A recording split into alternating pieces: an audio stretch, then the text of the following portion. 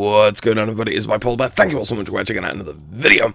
And what I want to talk about today is I want to talk about the Invasion mode that I played over the weekend 2 of the open beta in Modern Warfare 2. Bear, I thought you said you were sitting down to get some Modern Warfare 2 beta footage over the weekend. Right, I was, right, but hear me out instead. Instead of doing that, I was playing Elden Ring for a review on Bear and Blues instead. And that game, dude, you just lose time in that game. It's, yeah.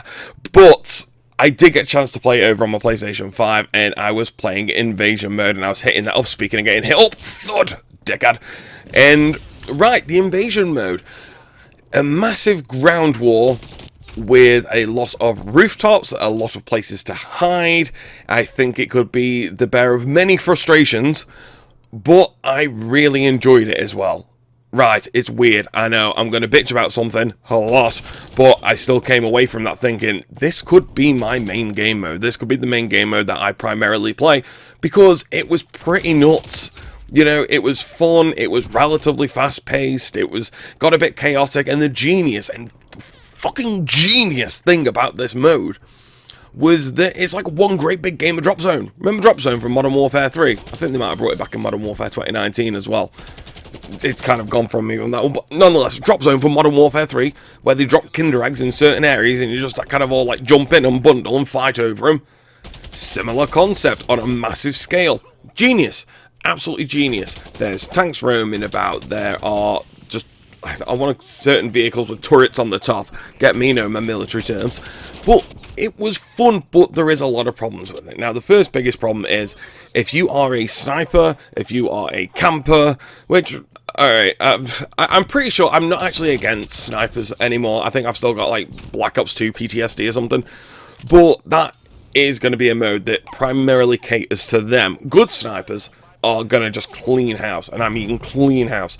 There are so many places that you can like just tuck yourselves in, where you can get a great overview of the maps, and like I said, I think if you're a good sniper and you can hit your targets, you're gonna have a fantastic time. It's gonna be frustrating though for a lot of people, like I say, just trying to roam around, just trying to, like, you know, especially if you're like a foot soldier on the ground, just trying to like pick up yourself a few kills, head towards Kinder Egg, try to get yourself a care package. You're gonna get picked off a lot. And I even went to the rooftops a couple of times, and I was just kind of trying out some different weapons and whatnot, and the rooftops definitely did seem to be the place to be. But if you want to win the game, if you want to get the if you want to get the care packages, so like say you can get more points and win the match, then you are going to have to push for that objective, which, like I said, it was nicely balanced. I liked that. Another thing that I liked about it as well, that there was bots in the game. Now, usually when people say bots in a multiplayer game, the testicles seem to curl up inside their body. Bitch, have you never played Titanfall 2 or Titanfall? Like, dude, the bots in them games were immense. They were just cannon fodder. It was brilliant. You know, just always got something to shoot at. And if you fucked it up, you know, they could kill you as well. The ones in this one, they're more likely to kill you. Like, there's definitely been a couple of times where you kind of got hit by them and you're like, oh my god, that was fucking laser accurate. And you're like, alright, yeah, it's a bot. And it's fine though, because again, they give you something to shoot. As long as you're paying attention, as long as, like, your head's on a swivel, you'll be fine with them. It's not something you got to worry. They're not like laser aim bots. It's not like T2 bots or anything like that.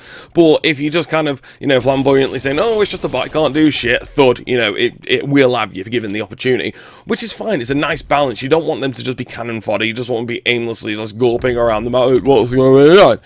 And I'm going to be intrigued to see if kills on them count towards your challenges, which in my opinion they should. You don't get as many points, but you do get as much XP as you would for a kill, which again I'm totally fine with. They are an integral part of the mode, so therefore it should be an integral part of progression. So you've always got something to run for, you've always got something to shoot at, and like I said, dude, I think that this will be my mode.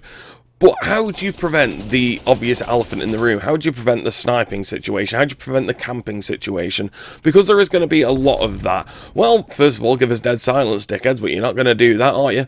I mean, the ghost, the perks and the assassin or ghost, whatever you want to call it, I think this is going to play very beneficial, because you can only get that towards the end of the game. Now, obviously, in this mode, games go on longer, but I still think that's going to help prevent the camping situation, although it's still going to be there. Like I said, there is plenty of rooftops, there's plenty of things for you to hide behind, there's plenty of things for you to lean on, and in this mode, it was probably the first time I was actually grateful of not being able to move whilst leaning. To be honest, since we've had that in Vanguard, I think taking that away has been a step back more than anything. And I honestly think the only way you can prevent it is make the rooftop ledges higher. That's it, so you can't just like peek over the very tippy tops of roofs. Other than that, like I say, out of windows, you know, locking down objectives, you know, in that mode when you're objectively trying to prevent the other team from being able to get a care package or get to an objective or something like that, then they actually do serve a genuine purpose, so therefore I don't mind. The only time, to be fair, the only time it pissed me off was when it was against me and I was trying to do something and I just found myself getting fucking one-shotted, picked off from somewhere, but it's the nature of the beast, dude. It's Call of Duty. That thing's going to happen in 6v6, it's going to happen in Invasion mode as well, but it was fun and I enjoyed it. And like I said, I think this is going to be my go-to mode. I was kind of always thinking, why did I pick up a sniper? Why did I pick up a sniper? Still got it, bitch. And I say still got it, I literally shot. Oh, no scope? Was it no? Quick, I don't know. Face! Anyway, getting ahead of myself. So yeah, this is going to be the go-to mode for me. But one thing that this mode does need, it needs better map destruction. We need to be able to bring down buildings, dude. I've been a Battlefield player for a long, long time, okay? And it's only been recently that Battlefield's been pissing me off. Up to Battlefield 5, I was fine. You know, it's only this Battlefield 2042 nonsense. I've just kind of gone, and just, no, leave that well alone. So I would like to see more destruction in the maps in future in DLC, because I hope they keep supporting this mode, because they have got themselves a really good mode here, to be fair. And I want to see buildings to be able to come down. You know, I want to be able to flatten the map. That'd be nice, because it just feels a little bit static at the minute. So, yeah, dude, Invasion, a sniping campus paradise, but one that was fun nonetheless. And, yeah, dude, it's, you know what? I'm glad to be looking forward to a Call of Duty game. I've never been a big fan of betas, dude. I'm never going to be putting up loads of issues with the betas and beta talk and all this, that, and the other. I'm just not. I don't play betas much. I play them to get a feel for the game. And that's it. The rest we'll do on release.